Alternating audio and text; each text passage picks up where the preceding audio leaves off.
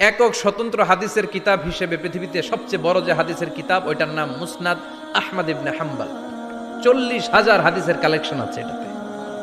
এই ইমাম আহমদ ইবনে হাম্বল ওনার শেষ জীবনটা হাদিস পড়ানো, হাদিস কালেকশনের জন্য ব্যয় করেছেন। শহরের পর শহর, দেশ থেকে দেশ, দেশান্তরে ঘুরতেন একটা হাদিসের জন্য।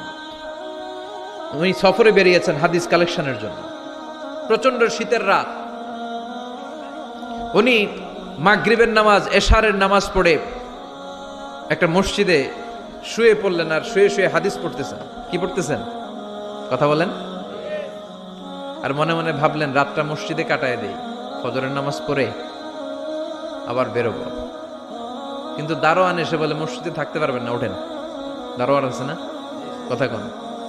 আহমদ ইবনে হাম্বল বললেন, আমি শুধু রাতটা থাকতে চাই, আমি তো ফজরেরও মুসল্লি, ফজর নামাজ পড়বো তো এই মসজিদে।